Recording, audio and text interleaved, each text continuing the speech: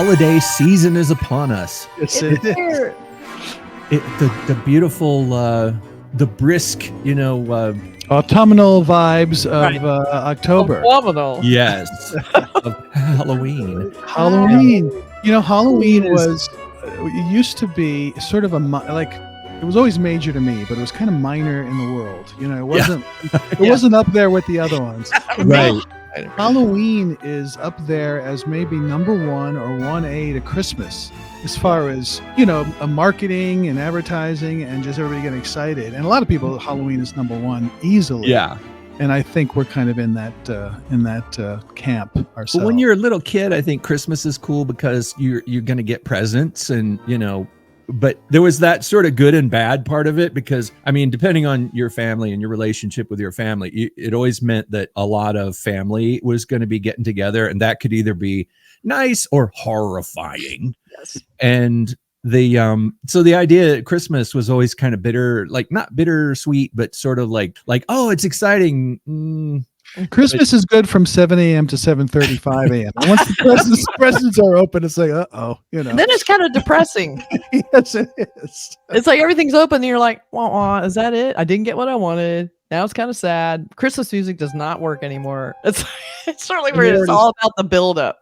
Right. But Halloween was always fun. It was like, it seemed to be made for kids. But then when you got older, you stayed into Halloween because it's like as a teenager, you're into the sort of teenager-y things like horror movies and, getting dressed up for parties or whatever. And then when you get older, you're like, it's still fun, if you're that kind of person. And I worked in props for many years and knew about what they now call cosplay.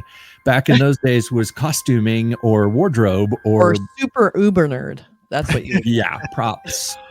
And I used to make costumes for people. Like, I'd use the workshop at, Universal Studios and stuff, get some guys to, output some stuff for me. And it was fun as an adult. As an adult, you could still get into the idea of what Halloween is all about, especially with the horror movies and the general decorations and all the other stuff that goes with it, and parties. Even no matter how old you get, a Halloween party is always going to be better than a Christmas party. I'm sorry, but it's true. It's true. It's fun. It's fun in a lot of ways. And one of what's great is October. Basically, on all the streaming services, you have a lot of horror films, supernatural thrillers, that kind of thing. Yeah. And they bring back the old ones, and there's always new releases. So we're going to talk about just 3 each of our some recommendations for this Halloween season, whether it's a TV series or a movie. Yeah. Right. And should I start? Should I be number 1? Well, I guess you're gonna be. Yeah. We're not going to say no, Mark. No, you're not number 1. No, you go first, and then They always say no off camera, but that's We'll go backwards. Mark, Burk, Kathy. Okay. All right. I want to start out by talking about the Ty West trilogy. The third one, Maxine, is now available streaming. The first one is X. The second one is Pearl. And he's a very talented filmmaker who made 3 movies with a flow-through character, but each one is done in a certain way. The first one, X, is just look at Texas Chainsaw Massacre. He was emulating that film, and he did a really nice job. You were talking about one of the classics of all time, and he did a really nice job in that film. Mia Goth stars in that. The second one is Pearl, which is a 1950s Douglas Sirk horror film, which is really beautiful colors, and the music is just this orchestral stuff, and it's really it's my favorite of the series because I love that. And the third one is Maxine, which he just taps into 1980s canon group Golan Globus filmmaking, and it has that look, and it takes place in Hollywood. The character now is a porn star, and she wants to break into legitimate the film industry. And there's a lot of Universal backlot stuff and a lot of in-jokes with, the movie stuff. So it's really fun trilogy. If you haven't seen any of them, watch them in order, even though they're not chronological, but it makes sense. And I think he's a really talented filmmaker. So I go with the Ty West trilogy as number 1 for me. It's a great suggestion. But those are scary movies, right? Because you make it sound like they're about Hollywood in the 80s, or but in some way there's a horror element to it. Absolutely. It's like Texas Chainsaw Massacre is the first one. The second one is like a 50s Douglas Sirk horror film, and the third one is an 80s horror film. Yeah. So They're kind of like the 80s one is probably like a slasher film. And I mean, does the type of horror match the, because I haven't seen any of these and I'm thinking about, I keep hearing good things. You guys have talked and I still kind of get a little confused about what they are. You should check it out. You'll get it right away. I mean, you're a smart film person. You'll understand what he's doing. And he's talented enough to pull it off. I think the third one, Maxine, is the least successful, but it still has some moments that are great. But the first two are really fun.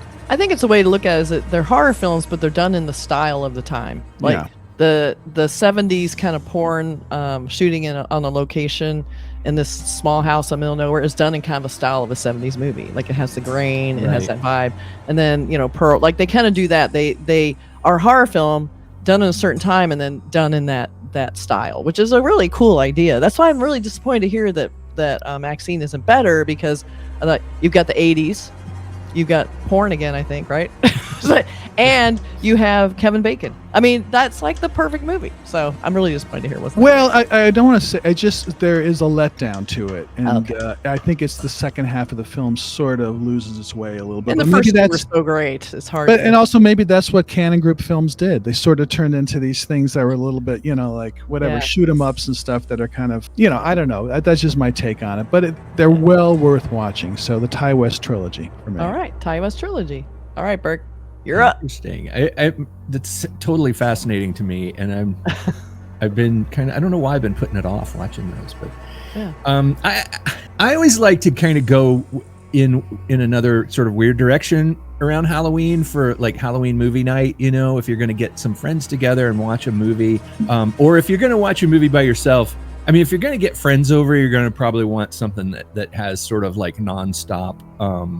Just total fun horror film. You don't want something that's really depressing. I don't know if you want to get the gang together with popcorn and watch Hereditary. You know what I mean? But there's movies that kind of lend themselves to the sort of party movie night environment. And one of them that I've tested and it actually works as a really great horror movie night movie is The Legend of Hell House. Oh, it's a classic.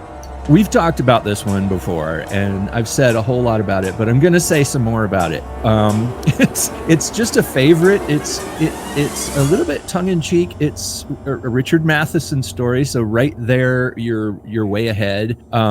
Something about just about everything Richard Matheson wrote that has got some depth and some strangeness to it that's haunting, and it stays with you. Even the simplest stories, like we've talked about, one of the classic short films ever made in this genre is called Amelia, and it's part of the trilogy of terror with Karen Black being chased around her apartment by a little Zuni fetish doll. Such legendary. A simple story, but it's legendary, and it's Richard Matheson. He was great at those simple hot rod stories. You take a nice car and you take off everything that isn't necessary for the car to win a race. Strip it down to the bare necessities. That's what he does with a story. I think it just sort of takes an idea and makes the essence of that idea, brings it forward, and he does the things that you want to see done with that story. Legend of Hell House is a haunted house. It's a classic haunted house story where a group of people trying to research life after death go to this most haunted house in the world. And, Roddy McDowell's with them. So you got that going for it. And Pamela Franklin is in it. She's someone that I haven't really mentioned too much about when we talk about this movie. Pamela Franklin is great in this. She was a child actress, and she was in the movie The Innocents as the little girl. She was a little girl in that. And here she is, grown up and playing a medium who has a couple of the creepiest scenes where she is possessed by the spirits that are in this house. And there's moments in this movie, classic scary haunted house scenes where spirits are opening doors and closing doors, things like that just freak me out. I don't know if a door open, there's something about a door opening, I don't know what. You don't know what's on the other side until it's too late. And there's nothing on the other side, and then it closes. It's like something just came into the room, but she's great in that. She's someone I just wanted to bring up again. Pamela Franklin, Roddy McDowall, Clive Revill, Gail Honeycutt. A really great cast, and a movie that it just goes nuts. It goes bonkers, and it's one of those. It's scary, but you're also, if you're watching it with a bunch of people, you're going to be laughing at some parts, but not because it's ridiculous, but because you're doing that sort of "this is bonkers" laughing. Yeah, and that's a good kind of laugh. Yeah, and it's just a load of fun. I watch this movie every so often, and the music is really good. It's haunting. It's not quite as serious as a movie like The Haunting, which is a similar story, but I just love The Legend of Hell House. That's my pick for a movie night. That's great. Awesome. It's a great one. It's a classic. So awesome. Good. All right, Kath, you're up. I'm going to go complete opposite of the classiness that Burk shows. I'm going to talk about Terrifier. We have 3 Terrifier movies. The third one has exploded. It's like killing it at the box office. The marketing was amazing. They've done great, supportive marketing, stunts where, the main actors walking around like art in the different locations in the theaters and, interacting with people. And they've just done a really good campaign that's really sold it through. And the timing. I mean, this is the perfect timing for a movie like this. Yeah. So we'll talk about I remember someone saying, "Oh, I don't like clowns. They're so scary. They're so scary." I'm like, you know what's funny about this is that he's not scary. He's having fun. Like, he's not a scary villain. He's in these movies having fun. He thinks he's being funny. So the whole time he's kind of laughing and having a good time while everyone's being shredded, right? So that's why he's not like, like Jason Voorhees, who's comes in and he's a big scary guy and he's mean. He's just Terrifier. He has a kind of childlike quality to him. It's very odd. So, but I think it really sells through that Damien Leone found David Howard Thornton, who has completely manifested a great new franchise villain. And he's really brought it in. And the minute it came out, people went, "Whoa, what's this Terrifier thing?" They leaned into the kind of 80s vibe of like a slasher movie where it's this clown. I was like, where did he come from? What's the deal? He just comes in and he just kills people. And you're like, what the hell? And the thing that really puts it over the top is they don't hold back on the gore. They don't cut away. They show you the stuff no one else shows. It's so extreme. It's shocking now because we're used to kind of being protected a little bit in horror. It sounds weird to say that. But you don't realize till you see this how much people are holding back. So then we have Terrifier 1, which I saw that one.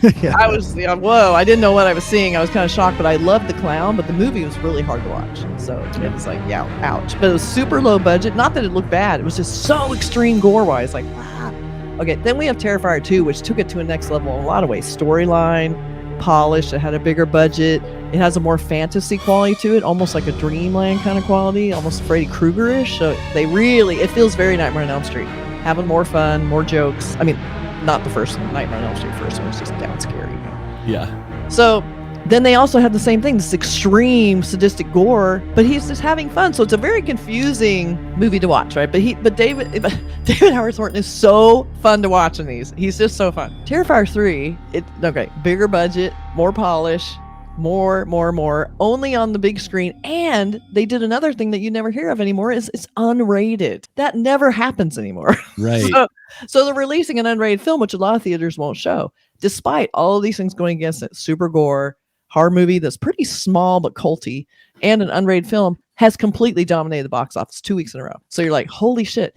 So what I love about it is they took this little idea and they have totally polished it into this amazing culty thing that has just, everyone caught on, right? So right. I love that they did that, and I love the whole story about it, and I just love that the actor has leaned into the whole idea of the fun quality of the character and how, the gore is extreme, but that's sort of the point. So, and I also heard that there was a weird anomaly at the box office where the second week, Terrifier actually, what they say, it maintained its #1 spot, but then Wild Robot went up, which never happens in box office. You always lose a little bit of audience as you go. Right. So what was happening is because it's unrated, nobody under 17 has been allowed in this movie. So apparently kids are going to Wild Robot and then sneaking into Terrifier. So we're actually helping Wild Robot's box office, but actually still seeing Terrifier. That's interesting. I love that. So it's also pretty kind of funny. retro. Yeah. I know. I love it. So highly recommend if you're hardcore. I cannot emphasize how gory these are.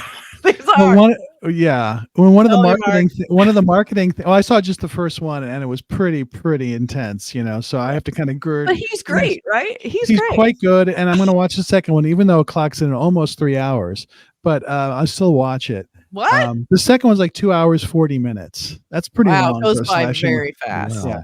It But goes by very- that's funny. there's a good marketing bit where it's they're showing the studio audience, and that's always fun to watch. But usually it's people screaming. It's more like people going. Yeah, they're going. Turning like the theatrical audience, they're showing people that are watching the movie. Just looking kind of like, I thought this was supposed to be fun. Exactly. These two people on a date are like, what did you take me to? I know. Well, it's actually 2 hours and 18 minutes. So. Oh, the second one? Yeah. Oh, okay. Yeah. All right. I thought Did it seem longer to you? Well, I haven't seen it. No, I want to see it. No, I have to see Terror. It goes very fast, but it's really fun. It's a full-on horror movie. They're having fun with this very 80s slasher style. It's so much fun. So if you can, close your eyes. Well, okay. And I mean, this is a good segue into my second choice, which is along the lines of Terrifier, but it's more of the art house vibe. It's called In a Violent Nature. It's a Canadian film written by Chris Nash, his first film. And this is the slasher, very much like a Jason Voorhees, who's in the woods, comes back from the dead because the locket is stolen from, his grave. But the rest of the movie is the point of view of the killer. So the camera is back of the killer, and it's just him sort of trudging through the woods, and just waiting to trying to find out what happened to get the locket back. But so it's an interesting experiment, and a lot of people say, oh, it's really boring because there's 10 minutes of him walking. And I don't understand boring at all in that movie. They did the walking stuff was hypnotizing and amazing. I thought that's what I liked about it. Why do people think is it just because it's not nonstop fucking violence? No, it's a slower film, and it's an interesting way. I wouldn't consider it slow though, really. No, it's whatever the term is. It's just like it's from the point of view from behind. So when you hear some people talking like campers and laughing, that he starts going in that direction. But to piggyback on Terrifier, there are a few gory scenes in here, and they are, I would consider, extreme gore. Oh, we'll just talk about the scene. Like, there's always one, and I thought it happened really early for a film like this, where it was the yoga teacher. We'll talk about the yoga teacher scene. Yeah. What I loved about too, it was practical. So it seems even worse. They have practical effects in this. So what this extreme insane violence would have been a lot easier to do digitally. But what they do to this person is like, I can't believe I'm seeing this. Yeah. Holy shit. So very cool. It's like extreme gore, but with an art house vibe, which is kind of interesting. Mm-hmm. So if you're in the mood for something different, I thought In a Violent Nature, it was one of those that I stuck with me, because the last 10 minutes is just a conversation between two women in a truck. And the director said the most important scene in the movie is that conversation. Right. And that's kind of interesting because the actress who plays the driver is this older woman. She was in Friday the 13th Part 2. She survived that movie. So it's kind of like fun, like total deep dive, horror stuff. So In a Violent Nature, it's streaming. 2 final girls in one scene. 2 final girls in one scene. Yeah. So there you go. All right, Burke, number 2 for you. It sounds interesting too. Yeah. I like coming to these podcasts because I hear about movies that I really want to see. That's what we're here for. Yeah. I guess that's the whole point, right? Right, exactly. Yeah. Well, I'm going to say one that is probably going to make everybody go, ooh, but it is a movie that I find haunting and beautiful and creepy and uplifting and beautifully made, beautifully written. It's a 1946 film, British film, directed by David Lean, the guy who did, Lawrence of Arabia and whatnot. It is an epic, beautiful story based on a book written by Charles Dickens. All right. And it's Great Expectations. Have you guys seen that? No. It's it's a classic film, but trust me, it is weird. It's got some absolute weirdness. There's a character, there's this woman that a young boy is hired to go sort of be her assistant, and kind of push her around in her wheelchair. And she's this old woman who lives in a big mansion who many, many years ago was jilted by her fiance on her wedding day. So her entire mansion was decorated for the wedding party, the wedding. And when he didn't show up for the wedding, she never touched anything in the house and never left the house and sat there in this house brooding for all these years.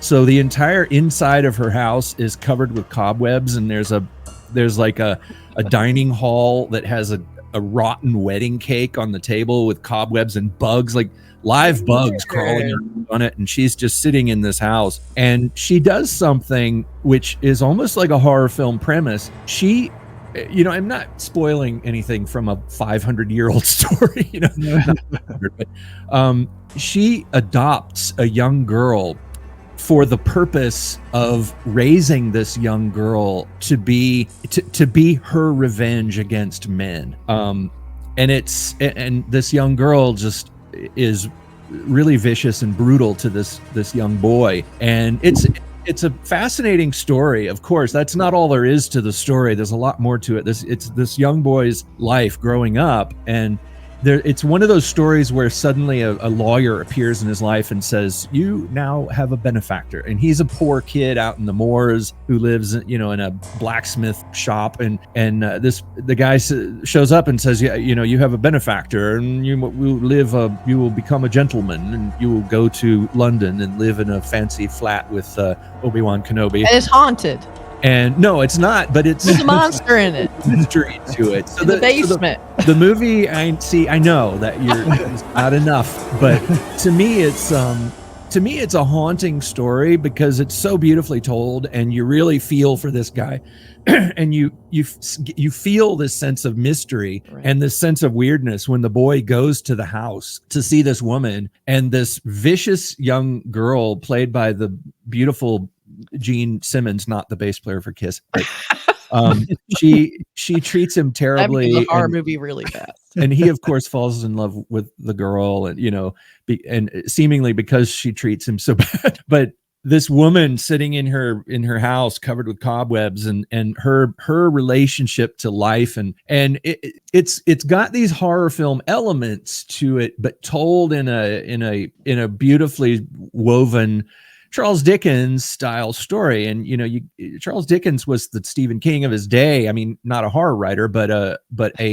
popular writer, considered maybe not quite as literary as some, but he knew how to tell a story. He was a page turner. And I just think Great Expectations, 1946, directed by David Lean, is maybe not a Halloween night movie, but a movie that is haunting. And I like movies that are haunting, that stay with me, and that after there's characters and there's situations in the film that aren't presented as strictly horror, but when you think about them and the way they're presented in this realistic manner, in the way the story is told, slightly dreamlike.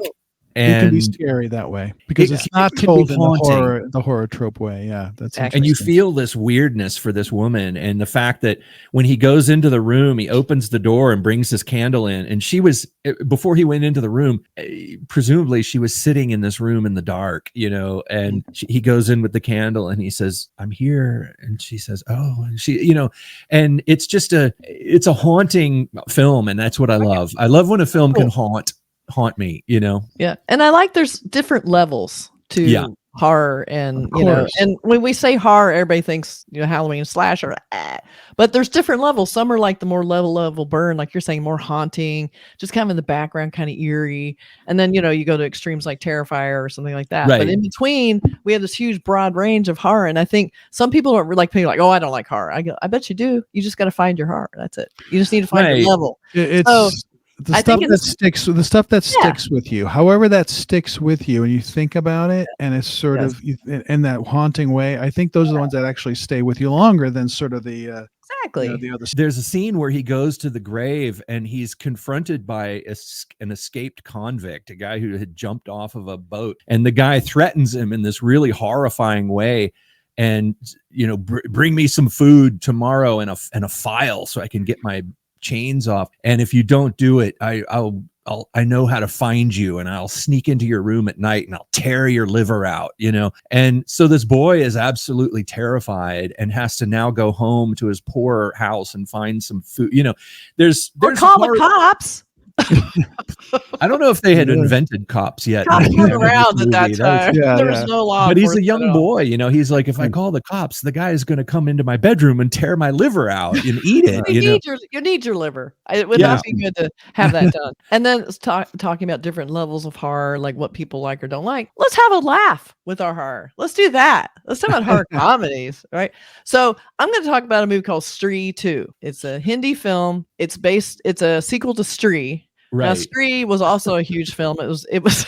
I know exactly. I was going to guess that Raj and DK. I know some people are like Stree. What the hell does that mean? So, Raj and DK, who've been great. They've actually kind of like transcended some of the barriers of subtitles, and they've brought some stuff to Netflix, great stuff like Guns and Gulabs and things like that, and Family Man. So they're a very commercialized Quentin Tarantino type, cool filmmakers. It's very cool. So they did a movie called Stree, which is about this kind of super nerd that all of a sudden this girl comes out of nowhere and just like, oh my gosh, she really loves me. Well, turns out she's a demon. So she's going around killing men. She needs men. So she seduces them and kills them. That's her deal. So we have Stree 2, which apparently is the biggest Hindi box office hit ever.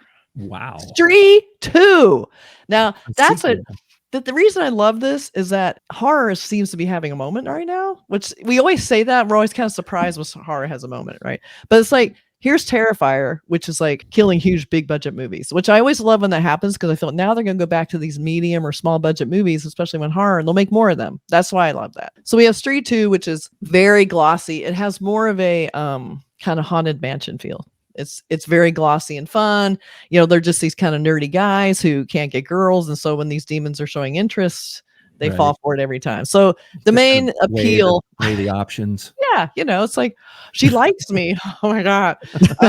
So the main actor is Raj Kumar Rao, who was also in Guns and Gulabs, who's a great, really fun actor. Very, just cute and, way too cute to be a nerd, but he's such a goofball that it kind of works. But we also have Shraddha Kapoor, who was the ghost demon in the first one. Really fun. If you want something off the beaten path, really commercial, easily accessible, very glossy, big. I think you'll really like it. They have some dance scenes in it that are kind of, horror themey that are really fun. So if you're at a party, to play something like this would be really fun because it's very high energy and it's very, it's a total opposite of something like Terrifier. You're not terrified by the end, but it does deliver some genuinely scary moments, but they're always couched with, some humor as relief. So I would say try them both. I mean, they're both really fun movies. Talented director is Amar Kaushik, and he did both. And take a chance. Take a chance at a cool Indian comedy horror. Stree 2. Awesome. Stree 1 and Stree 2. So we're seeing the very different, elements of horror. I mean, it's such a wide-ranging thing. And by the way, it's the number one genre in the world. I mean, as far as making films, distributors, horror is number one over anything else. You don't need a big budget to do it well, And in fact, I think low budget actually helps horror movies. It's like when you have a low budget, that's why I like Blumhouse's philosophy.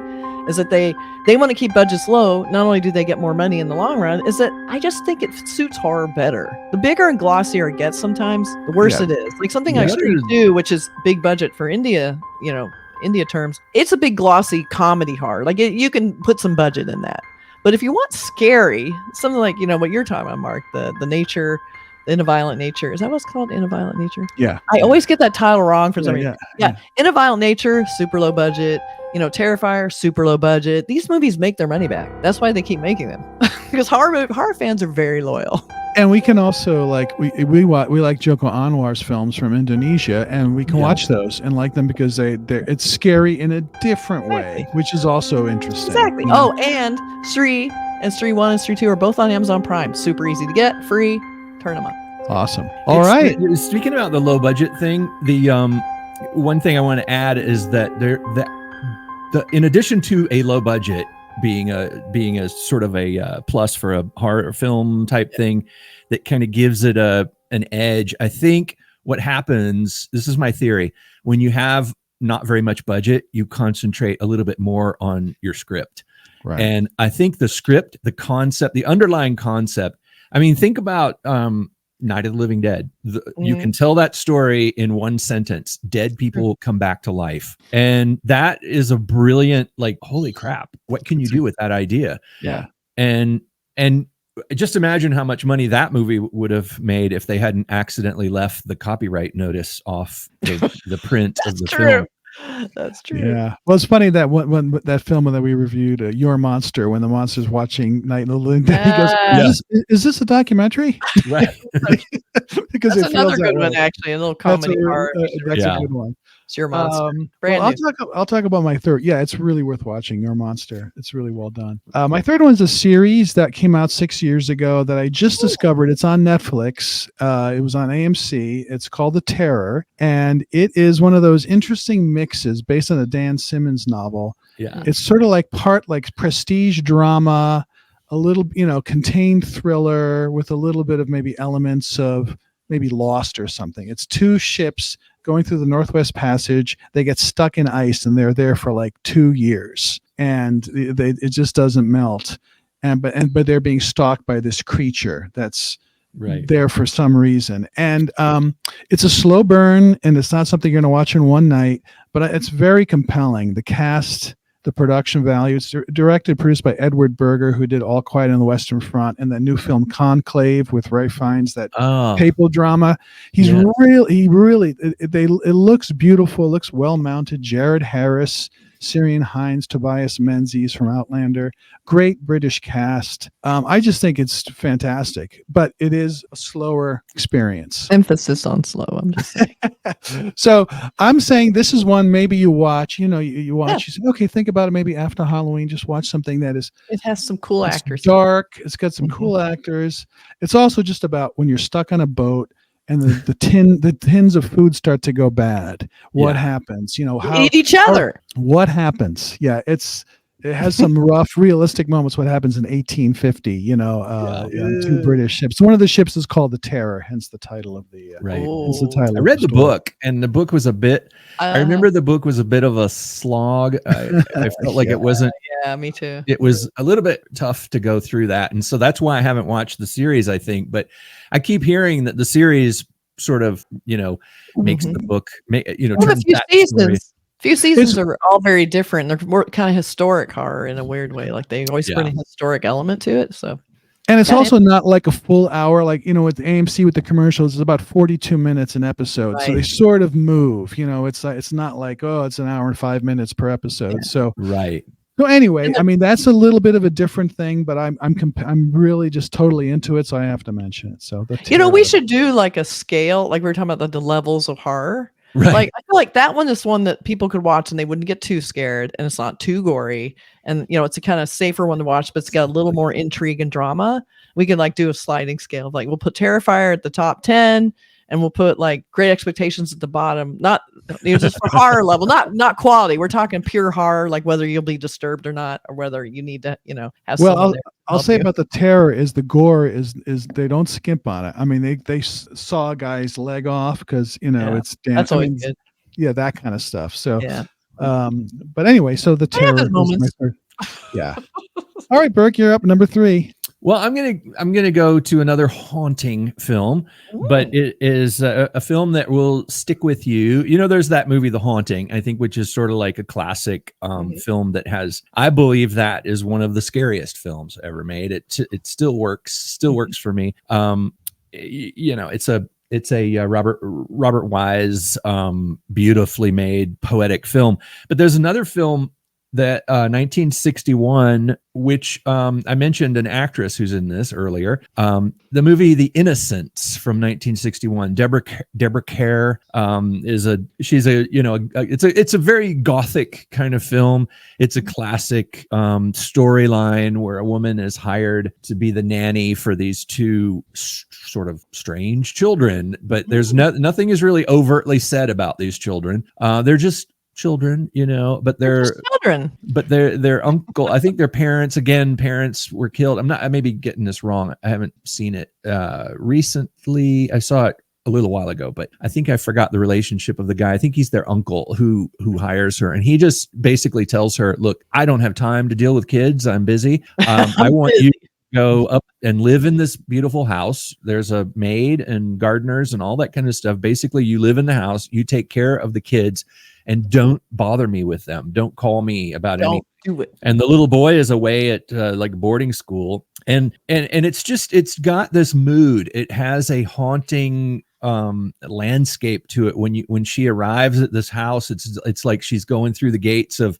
dreamland or something, or like she's entering another world when she goes into this house. And the children, her relationship with the children is borderline creepy in some ways. These kids are the little boy, of course, comes back from boarding school, and there was some kind of problem with him. He has got, and it's not really overtly said, but it's like he is disturbing the other kid, and so he's got this weird vibe to him, which is almost creepy in a bizarre. You don't really want to come right out and say it, but in a really sort of sexual, weird way, and find out the reason. And it's a very strange, haunting film that kind of gets under your skin, the way these kids kind of get under Deborah Kerr's skin in this.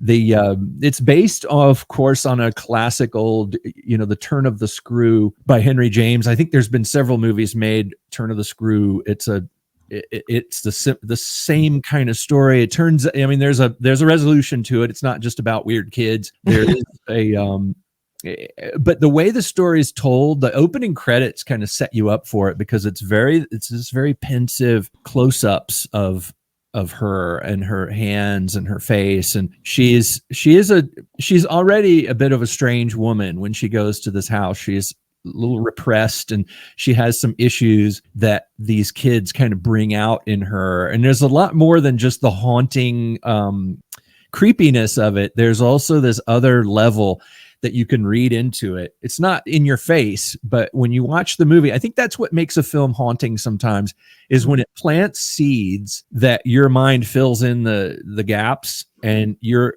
a little bit like, ooh, should I even think about that? That's a little bit too much, but you go there in your mind. So it adds another level of depth and creepiness to the story. I don't want to spoil it if you've never seen a movie from 1961 before. But this might be their first one, and we're suggesting it. So I'll just say that it's directed by Jack Clayton, who really did a nice job. And when I think of that film, I think of the pond in the front lawn. Yeah, there's something the about first scene in it where she meets the young girl, and there's someone is like, who was that calling you? And she said, I didn't hear anything. It's like the modern version of that in some ways would be like The Others, that film that came out in 2001 with Nicole Kidman. Has that same dreamlike quality on this, this huge mansion, English mansion. I love that has movie that too. same vibe. Yeah, it's good. So it's a classic, The Innocents. I highly recommend it if you haven't seen it. Yeah, it's really good. It's not there's not a bloody, scary. Nobody gets chased around. It's just got this creepiness, haunting, lingering. You'll be thinking about it after it's over. Some little bits of it'll come back to you, and you'll go, "Wow, did I really see that? Is that really is that what happened, or did something else happen?" It's beautifully constructed in that way to sort of get in under your skin. Yeah. Awesome. Another good one. Very good. So we'll talk about another genre of films, horror films. I love found footage horror movies. I love them. I feel like there's an immediacy. There's sort of that cop moment idea that kind of fits into kind of modern day society of seeing something on video. Is it real? Is it not real? There's just something. It doesn't feel like a kind of a scripted, not contrived, but built horror. It feels like it's spontaneous and it's happening. So I'm going to talk about VHS Beyond. Now, this is a series. I think this might be the 7th or 8th. I think it's the 7th. I think it started like 20 years ago. This is such a solid found footage series, and it's given birth to some great filmmakers who are now doing horror films out there. So what they are is they usually build it around, they find these VHS these VHS tapes. So someone finds them. They decide either it's done in a police investigation way, like we found this footage, we're putting it together, or it's like people have found them and they're just watching them. Like they break into a house, they find tapes. It's sort of that along those lines. This one's a unique one this time because they kind of frame it in a kind of sci-fi, is it real or not real contrivance. Like it has some experts who are watching these videos saying whether they're real or not. Playing themselves, by the way. Yes, playing themselves, like these UFO debunkers, basically. Yeah. So this one has a sci-fi slant to it. So I was like, okay, here we go, right? So the thing that's great about this is we have two, to me, showstopper films, and there's usually one or two that really break out. One is, I loved one that was called Live and Let Dive. That blew me away. I've never seen anything like it. It felt so real, so weird, like this is what it would feel like. It was so good. It's about these people up in the plane, they're gonna go parachuting, everyone's a little nervous. I haven't done it before. Oh, it'll be so much fun. The shit that goes down blew my mind. All right. That sounds terrifying to me. It was so crazy and it felt so epic, right? So the other one, no surprise, is called Stowaway, written by Mike Flanagan, directed by his wife, Kate Siegel. So they did a little movie together, and it's really, like, at first I was like, I don't know, like, it was basically about a woman who is like a UFO. She's trying to prove whether UFOs are real. She's going to these areas where these things have been seen, and she's kind of filming it. She's a total influencer looking woman. Apparently she's a real influencer that they actually cast. So she's kind of like the long hair. She's kind of pretty, and she's all like going to these locations. She's like, well, I went over here. I didn't see anything. She's trying to find things, not finding anything. Until she does. I was about to say the end. Didn't find anything. Yeah. So what I love about it is, you have these debunkers who are watching this, and it's these guys who are like, we do special effects and we know what we say. So they're watching this, and they cut to them, and they're kind of like, what? Like they're like, shit, how? No, it can't be done. What is this? Like they're freaking out a little bit. So I love that because you're kind of along the ride where they're saying, oh yeah, this one's not real. And they show clips of stuff. So when they get to this one and it's like, so like creepy, it's creepy in that way of like, you're seeing that you're almost like, okay, this isn't that scary. It's like kind of, she's, filming with her phone. Everything's, very immediate, but there are a couple scenes that you see and you're almost like, they make you so uncomfortable. Like you're like, what is happening? Like just the whole concept of what is happening where an alien thinks they're being benevolent, but they're not because they don't understand humans and how it all works. So we're trying to help, but they're not helping at all. So I really loved those two. And they also had one, the first Indian filmmaker actually has a short film in this called Dream Girl. That was also great. His name was Virat Pal. He did a great one too about like they're shooting this movie and, there's a girl who's beautiful, a huge star. And then you find out why she's a huge star. So some weird stuff going on. And then we also have one directed by Justin Long. Justin Long. I thought technically that was the weakest one. Yeah. Yeah, that was one because I go that had it didn't fit in either. It didn't have a sci-fi vibe. No. I mean, not even an element of like, why would this fit into a sci-fi genre? It just didn't work. But I think the parachute one to me was like, I said, how did they film this? And it was really tight and quick. Like you got to the action real fast, and it was really good. And I also thought the Mike Flanagan was good. Although I'm figuring out like, okay, the general question, how does that tape? How are they watching this tape? Well, it's on her phone. It's in the cloud. They found it. Oh, gotcha. Okay. But yeah, you're right though. Kind of like I think she even mentions it somewhere. Okay. But the Live and Let Dive was directed by Justin Martinez. He also did one in Southbound, and that's another great anthology film. So highly recommend that. So the thing about the VHS movies, you can't go wrong. Like they're not all hugely successful, but they're all doing something different. They all try, and do something cool, and they're short. It's an anthology. They're probably like 10 minutes at the most, 10 or 15 minutes maybe. So you can burn through these really fast. And so if you want to see a good overview of found footage, go for it. But this last one, so good. I would just skip the Justin Long one, honestly. Fur babies. It was disturbing on so many levels, and then I was like, I don't like where this is going. It's about a woman who rescues dogs, and then you're just like, oh, I don't even want to know what's going to happen in this. So I did not like that one. But that's my three.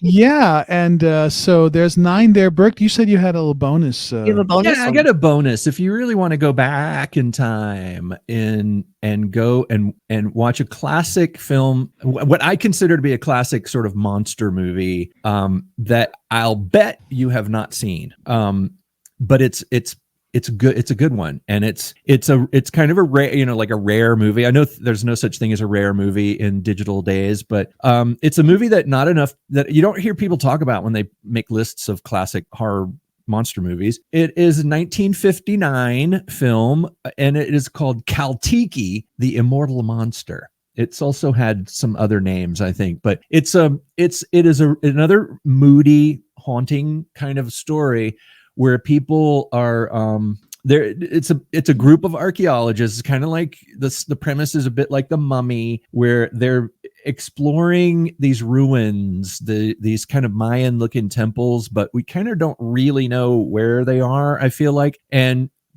some members of their party disappear. And so they go and look for them. And when you were talking about found footage, this is a very early example of something along those lines. What they find, they go into this cave and they find evidence that the people were there. And they find a camera, a film camera. And they bring it back to the camp and they develop the film and they watch it on a screen with a projector, and it's we're going into the cave and it's the film of it's found footage, and then something happens in the film, and then the film like ends and they're all sitting there like, oh my God, what did we just see? It's a very cool it's a cool idea when you think about it. 1959, that kind of thing wasn't really done, and back then of course it had to be on film. It couldn't be something on somebody's phone or on a video camera or something easy. You had to develop the film and project it with a projector and all that, so there was an added level of separation from the reality of what happens in the film. It's a creepy film, similar I don't want to give anything away in it, but there is a force, there's a creature that lives in where they used to do these human sacrifices, and there's this thing in there, and it was co-directed. There's some weird discrepancies about who directed it, but one of the possible directors is Mario Bava, who oh wow, yeah, it's an Italian film. Okay. So it's it's made about what you imagine to be the Mayan ruins, but evidently, I mean, it was one of the things I like about it is the sculptures and things. You can't really put your finger on where they are. It's just ancient ruins in the jungle, and the natives are a little bit out of like what country are these people from, and it's I believe they do say Mayan, but it's not strictly it was probably maybe in the dubbing or the translation, yeah. You know what I mean? So you never know how they change things up. Yeah. But I love Mario Bava stuff. So always cool. Definitely fun. Yeah. And it's a scary movie. It's very dark. And of course, Bava, the discrepancy involves whether he was the cinematographer, because he was a fantastic cinematographer on a lot of films as well, or was he the director? And was the director involved? The director said he left after a while, and Bava took over. It's kind of hard to find out who directed it, but when you watch it, you're like, I get some Bava vibes from this.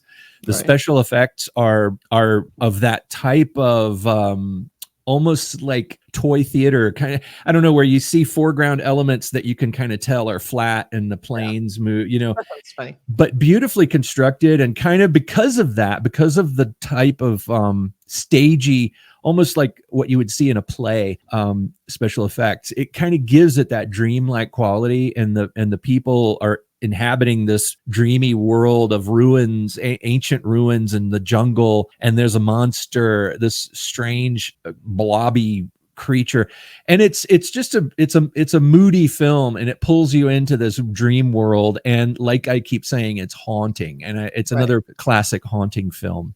Cool. That's my bonus film. If you can find Kaltiki, the Immortal Monster. Mark, you have any quick honorable mentions? Oh my goodness. Well, you know what? If you go on any streaming service and you go down to like the classics, I mean, there's usually something there that I go, I tell people I've seen this, but I've never really seen it. Have you ever done that? You know, Yeah, it's like I know I must have seen this. Oh, I guess I talk didn't. about my friends that have seen this, but I don't think I actually have. I think go for that because I think I want to fill in the blanks. I think there's a lot of films that we forget about. I never heard of, like Helsinki, that I want to say, okay, let's find something that's a little bit older that has some sort of vibe that'll get me in that haunting mood. So that's what I would say. Some of those old movies are not that good. You know what I mean? It's like they're not all good. They're not all good. They all, to me, I will watch them because to me they're like comfort food. Anything that was any kind of science fiction or horror film that was made, in the olden days, I will watch it because I just love it. I love that vibe. I love the feeling, even if it's not good. I watch Ed Wood movies and but those are great. Sometimes there's that have some beautiful narrative depth and some bizarre, moody quality to it that pulls you in and is haunting. I know I overuse that word, but it's accurate. Yeah, well, that's what Halloween is all about. I mean, yeah, or one of the many facets. So, well, I think that's a wide range. Kathy, do you have an honorable mention or? I would throw out like Long Legs. I know it's some horror fans don't think it's scary enough. They think it's just weird, or just too slow burn. And there's not enough Nick Cage, even though I feel like when you see Nick Cage in a movie, I'm happy for any Nick Cageism I can get. Right. So I'm all for it. I loved Long Legs. And, I think the Smile movie, there's Smile 2 is out in theaters now. Smile 1 is actually way better than I thought it was going to be by the trailer. So that might Smile be 2. Smile 2 is getting great reviews. Yeah, it's great at box office. And also, one last thing, Irish film Oddity. I loved it. It was my favorite horror movie of last year. Watch it. Let's do a review of it. Talk about haunting. Oddity is that. Yeah. All right. Okay, all everybody. Right, be sure and comment and let us know your favorite horror movies and maybe stuff you're going to watch this Halloween. What would you recommend? Let us know in the comments. Yes. All right. And happy Halloween, everyone. Happy Halloween. Happy Halloween. Bye.